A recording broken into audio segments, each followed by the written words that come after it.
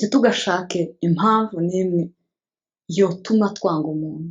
Bibiliya ntabwo izi itubwira kwanga umwanzi wacu, ikintu itubwira gusa Bibiliya izi itubwira kutifatanya n'umubi.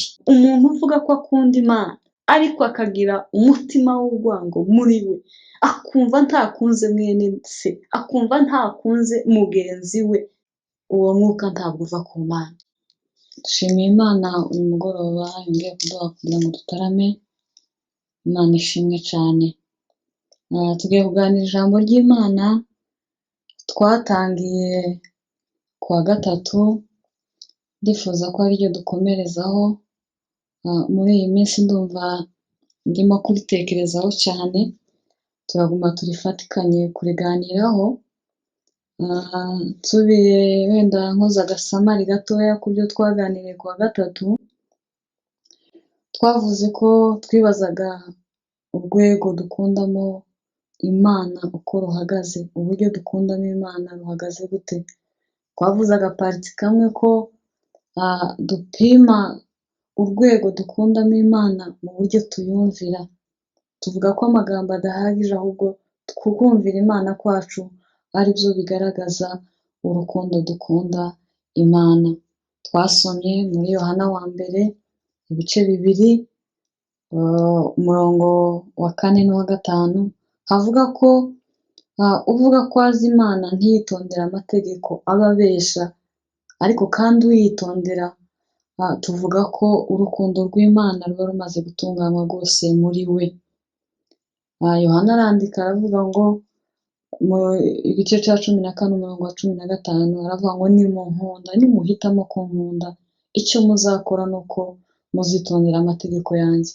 Ayo niyo magambo twagiye tugarukaho, tuvuga ko turi abana mu rugo rwa Data, tugomba kumvira kugira ngo tubeho uko umubyeyi wacu ashaka. Uyu munsi wa none turarikomezaho tuganire akandi nakwita ngo ni agapariti ka kabiri, ikindi kigero twokwipimiraho uburyo dukunda Imana. Nabwo turasoma ubutumwa bwiza Yohana wa mbere, mumbabarire, Yohana wa mbere ibice 4 umurongo wa 20. Yohana wa mbere ibice 4 umurongo wa 20 niho tugiye gukomereza ijambo ryacu ryo ku wa gatatu. Yohana wa mbere ibice 4 umurongo wa 20 haravuga ngo umuntu navuga ati nkunda Imana akanga mwene se aba ari umunyabinyoma, kuko udakunda mwene se yabonye atabasha gukunda Imana atabonye. Amen. Kadusubiremo, umuntu navuga ati nkunda Imana akanga mwene se aba ari umunyabinyoma, kuko udakunda mwene se yabonye atabasha gukunda Imana atabonye. Amen.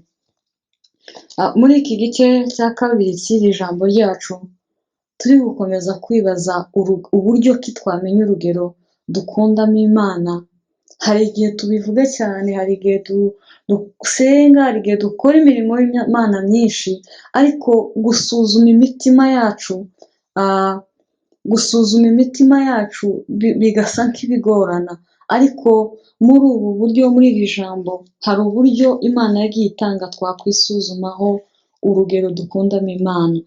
Igice cya kabiri rero cy'uyu munsi turaganira ijambo rivuga ngo gukunda bene Data. Niba dukunda Imana, niba tuvuga ko dukunda Imana, tugomba no gukunda bene Data. Nk'uko umwanditsi dusomye atubwiye, aravuze ngo umuntu navuga ngo akunda Imana akanga mwene se aba ari umunyabinyoma, icyo gihe ntaba akunda Imana. Wanasifiwe. Muri ino minsi ya none urukundo, benshi tujya mu rusengero turasenga, dukora imirimo y'Imana, ariko nitegereje ibi bihe nsanga urukundo tuvuga dukunda Imana rwagiyemo agatotsi, bitewe ahari n'uko abantu bagenda bitwara muri iyi si.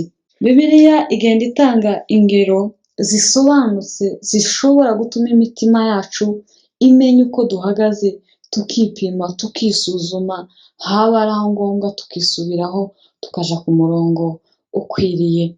Turagenda tureba ingero Yesu yagiye atanga. Ni gute twakunda bene data? Ese ubundi mwene data uyu Bibiliya ivuga, cyangwa se uyu mugenzi wanjye Bibiliya ivuga ni uwuhe? Ninde mugenzi wanjye Bibiliya ivuga? Turi kwibaza ngo mugenzi wanjye ninde? Yesu yashubije kino kibazo aca umugani dusanga muri Luka ibice 10:37. Avuga neza ko ngo hari umuntu wavaga i Yerusalemu agiye i Yeriko, aho agwa mu gice c'abambuzi baramukubita ngo basigaza gato agiye gupfa. Umutambyi ngo araza arahanyura ntiyamwitaho, umulewi arahanyura nawe aramubona ariko ntiyamwitaho. Nyamara umusamariya wamubonye warimo kwigendera ngo iwe aramufata amwitaho, amukorera ibikenewe. Yesu arababaza, ninde wabaye mugenzi w'uwo waguye mu gice c'abambuzi? Baramusubiza ngo ni uwo Musamariya. Umusamariya ntabwo yabonye umuntu w'ubwoko runaka, ntabwo yabonye umuntu w'imirimo myiza cyangwa se ngo mibi. Nta kindi kintu Umusamariya yatekereje, ahubwo we yabonye umuntu ukwiriye kugirirwa imbabazi, abona umuntu ukwiriye gutabarwa, ukeneye ubutabazi, aramufasha. Yesu ahita avuga ngo genda ugire gutyo. Aravuga ngo genda mubigenze gutyo. Bwana asifiwe sana. Iki ni ikimenyetso cyerekana uburyo dukwiye kugira twebwe. Bwana asifiwe. Yesu yaravuze muri Matayo ibice 5, bagendaga bamubaza ibintu bijanye no gukunda Imana no gukunda bagenzi babo. Bwana asifiwe. Akavuga ngo haleluya, akavuga ngo nimukunda ababakunda, ngo ese ivyo bizacura iki? Muzashimwa gute nimukunda ababakunda? Bizagenda gute? Umunyabyaha akunda undi munyabyaha mugenzi we. Mumbabarire gutanga izo ngero, ariko umujura akunda undi mujura kubera ko bahuje umurimo. Natwe abakozi b'Imana turakundana kubera ko duhuje, twemera bimwe. Buri bantu bose bafite ibyo basangiye, aho habaho urukundo ariko rw'ibyo basangiye. Yesu ahita ababwira ngo ndababwira ngo mukunde abanzi banyu.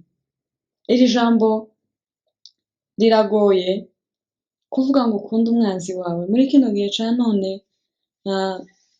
aho Satani agenda akora imirimo ye anyujije mu bantu bamwe na bamwe, abandi twiharezo zo kubanga cyangwa kwanga abo bagizi ba nabi, ariko ibyo ntibitwemerera, Bibiliya ntibitwemerera. Imana itubabarire cyane.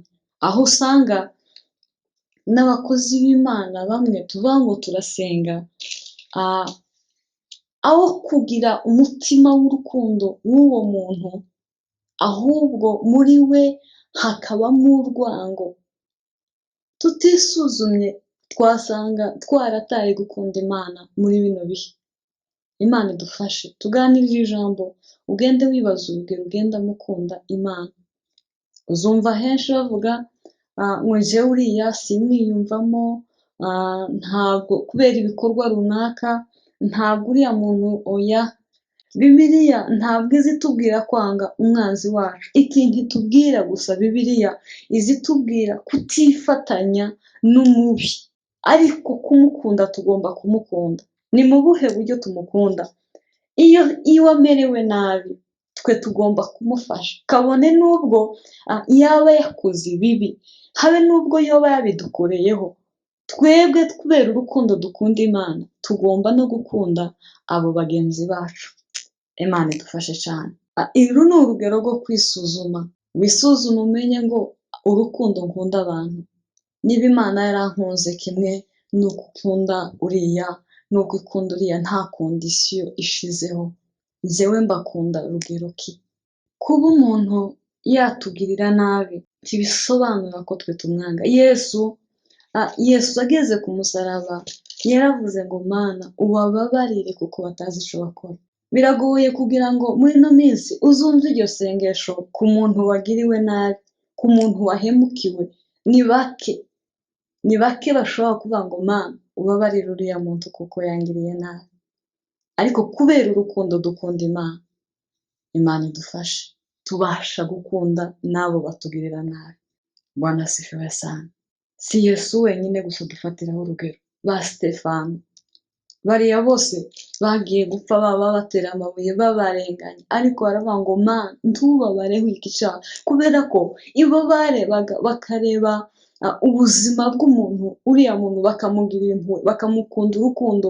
Ndetse Pawulo we yagize aravuga ngo habe n'ubwo ubwanje ni ukwitanga kugira ngo bene wacu bariya bene wacu bakizwe, bakire, ubugingo bwabo bakire. Bemera kuba yo kwitanga agatanga ubuzima bwe, kabone n'ubwo bamugiriraga nabi, ariko urukundo yakomeje kubakunda, kubera urukundo akunda Imana, akarushaho gukunda n'abo bamugirira nabi. Imana idutabare. Ese wowe muri ino minsi uhagaze gute mu rukundo ukunda Imana n'abantu? Iki ni igihe cyo kwisuzuma bene data, tumenye uko dukunda Imana, tumenye ko umuntu wese yaremwe mu ishusho y'Imana, tumenye ko umuntu wese afite agaciro imbere y'Imana. Niba twaragiriwe amahirwe yo gukizwa, tukamenya Imana, dukunde n'uriya uri mu byaha, nibwo tuzarushaho kumusabira akarokoka agakira, akava mu mitego ya Satani. Mu gihe twirengagije urukundo dukunda, dushobora gukunda abo bantu, biragoye ko twanabegera tukababwiriza bagakira. Imana idufashe cyane. Uyu mugoroba n'ibi bihe ndifuza ko twisuzuma, tukongera tukagenzura. Muri iki gihe bisigaye ubwira n'umuntu rero sinamubwira, Bibiliya ikamubwira ngo babarira, akananirwa kubabarira kubera umutima wakomeretse, ariko biravuga ngo urukundo rubabarira byose. Bibiliya ntabwo izi itubwira kwanga umwanzi wacu, ikintu itubwira gusa Bibiliya izi itubwira kutifatanya n'umubi. Bwana asifiwe. Iki ni igihe cyo kugira ngo twisuzume, uzamenya uburyo ukunda Imana ugereranije n'uburyo ukunda mu abantu. Dusomye ijambo ry'Imana muri Luka ibice 9 umurongo wa 54 ugakomeza, ndetse uhereye no haruguru gatoya, atubwiramo ijambo ry'Imana. Yesu yashatse kunyura mu kirorerongo c'Abasamariya, atuma integuza ziragenda ngo banga ko anyurayo. Hanyuma Yohana na Yakobo ngo bararakara cyane, ngo barakaye ngo babwira Yesu, baramubwira ngo ese urashaka ko tumanura umuriro nk'uko Eliya yakoze kugira ngo dutwike bano Basamariya? Ariko Yesu arabashaha, arababwira ngo ntimuzi umwuka ubakoreramo. Amen. Ngo ntimuzi umwuka ubakoreramo, kuko umwana w'umuntu ngo ataje kurimbura, ahubwo yaje gukiza. Tekereza aya magambo nshuti bene data, hari umwuka winjiye mu bantu muri kino gihe cya none, ku buryo usanga niba umuntu yarahemukiwe, niba umuntu yaragiriwe nabi, urukundo rw'Imana rwarashize. Imana idutabare cyane. Uwo mwuka wageze mwa Yakobo na Yohana, Yesu arabahindukirana arababwira ngo ntimuzi umwuka ubakoreramo. Umuntu uvuga ko akunda Imana ariko akagira umutima w'urwango muri we, akumva ntakunze mwene se, akumva ntakunze mugenzi we, uwo mwuka ntabwo uva ku Mana. Urukundo akunda Imana ruba rwagabanutse. Imana idufashe cyane, ntitugashake impamvu n'imwe yotuma twanga umuntu. Yego bakora bibi, abemera gukoreshwa na Satani, abantu Satani abakoreramo bagahemuka, ariko twe ntidukwiye kubanga. Mwibuke ko natwe twari babi, Imana idukunda turi babi. Imana idufashe cyane. Twari babi, Imana idukunda turi babi. Twari babi, Imana idukunda turi babi. Iki gihe cya none twisuzume turebe niba urukundo tuvuga ko dukunda Imana ari nyarwo rutaragiyemo agatotsi, twibaze ngo urukundo dukunda Imana ruhagaze gute? Ese ruracari umwuzuro? Ruracari umwuzuro? Niba twarahemukiwe, ikintu ca mbere tugomba kugira si uko tugira umutima w'urwango ngo twumve twanze uwaduhemukiye. Yego umutima urababara n'umubiri ukababara, ariko nubwo ivyo bibabara imitima yacu igomba kuneshesha urukundo dukunda Imana. Bwana asifiwe sana. Igituma tunesha ivyo bibi abantu batugirira, twe tukabasabira umugisha, ni urukundo dukunda Imana. Rero niba tubasha kubasabira ikindi kitari umugisha, tukavuga nk'uku Yakobo na Yohana bavuze, bakavuga ngo tumanure umuriro ubarimbure, urukundo dukunda Imana ruba rwaratokoye, ruba rutakiri ruzima. Imana idutabare. Twisuzume, tuja mu materaniro, dukora ibintu byinshi byiza, ariko urukundo dukunda Imana niba rutuzuye, niba rutagaragarira mu bikorwa, ntaho turagera. Iri jambo maze iminsi nditekerezaho, ryigaho. Abantu benshi twuzuwe n'uyu mwuka wa Yakobo na Yohana, tuvuga ngo tumanure umuriro ubatwike, aho umukozi w'Imana yihanukira akavuga amagambo atari meza ku bantu yego bagize nabi, cyangwa niyo atayavuga ariko mu mutima we akabitekereza. Urukundo rukunda Imana, umutima ukunda Imana wagakwiye no gukunda abantu Imana yaremye. Bibiliya yatubwiye ngo ntibishoboka umuntu uvuga ko akunda Imana akanga mwene se, uwo muntu ngo ababesha. Ushobora kuvuga ko ukunda Imana, imitima yacu izitubwira ko dukunda Imana, natwe ubwacu tukabyibwira ibitekerezo, n'abatubona yewe kuko tubivuga tukavuga ngo dukunda Imana. Imana idufashe cyane, ariko ikigero tuzabipimiraho, icya mbere nk'uko twabivuze, tuzapimira mu buryo twumvira ibyo Imana idutegeka, ariko kandi tuzapimira no mu buryo dukunda abandi bantu. Yesu yadutumye kubwiriza ubutumwa bwiza, yaratubwiye nimugende mu mahanga yose. Ntibishoboka ko wabwiriza umuntu udakunze ngo n'ubutumwa umubwiye bufate, bugira ireme. Ahubwo umutima ukunda bituma ugira umutwaro, ukarushaho gusengera wa muntu, ukarushaho kwereka Imana wa muntu, ukamugenderera, ukamukorera ibyiza bishoboka, ugaharanira ko ubugingo bwe bukira. Ariko umutima udakunda Imana, cyangwa se urukundo rw'Imana iyo rwatokoye mu muntu, asigara yumva kubwira abandi, kubagirira impuhwe nta mbaraga bigifite, akumva yabaye nyamwigendaho, akumva ibintu n'ibye gusa. Uwo ni umutima watokowe, gukunda Imana kwaratokoye muri we, ntikukiri kose. Ariko umutima ukunda Imana, ukingukira abantu, ugakunda abantu udashizeho kondisiyo, udashizeho ngo uyu muntu ni mwiza, ngo turakundana, uyu ni mubi ndamushyira ku ruhande. Igituma turobanura abantu mu bo dukunda, ni uko urukundo rw'Imana rutarashika neza mu mitima yacu. Data, reka dusoze iri jambo tuvuga ngo twongere twisuzume, turebe niba urukundo tuvuga ko dukunda Imana ruri nyarwo, rwaramaze gutunganywa rwose nk'uko Bibiliya yatubwiye ngo uvuga ko akunda Imana akanga mwene se, uwo ngo aba ari umunyabinyoma.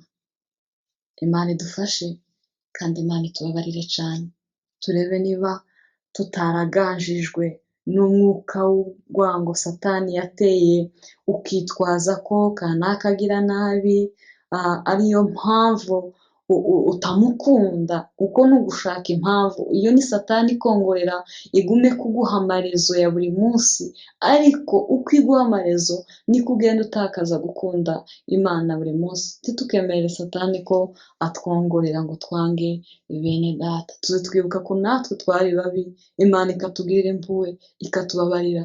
Natwe dufite inshingano, dufite devoir yo gukunda bene data. Nibwo tuzabegera tukabahumuriza, tukabakorera ibikwiriye. Biragoye ko wokorera umuntu utamufitiye urukundo, wamukorera ibikwiriye. Ariko bene data, twisuzume, Imana yacu nayo izadufasha twitahure. Ijambo ry'Imana riza riza rije kuduhugura, rikaza rije kutwereka inzira dukwiye kunyuramo, rikaza rije no kutwereka uko duhagaze. Ndagusabye kugira ngo urebe ko urukundo watangiye ukunda Imana. Ijambo ry'Imana marayika yabwiye Yohana ngo yandikire itorero ry'Abaefeso, niba ntibeshe, aravuga ngo byose ndabizi, ariko hari kimwe nkugaya, ngo nuko waretse urukundo rwawe rwa mbere. Hari urukundo abantu bakundaga Imana, ariko ubu rusigaye rwaratokowe, bitewe n'imibereho bagenda banyuramo, bitewe n'ubuzima bahuye nabwo. Ariko bene data, uyu mugoroba twisuzume, kugira ngo twongere dusubire mu murongo nyawo w'urukundo dukunda Imana. Ijambo ry'Imana rituganze, tuzakomeza ubutaha Imana nidushoboza. Amen.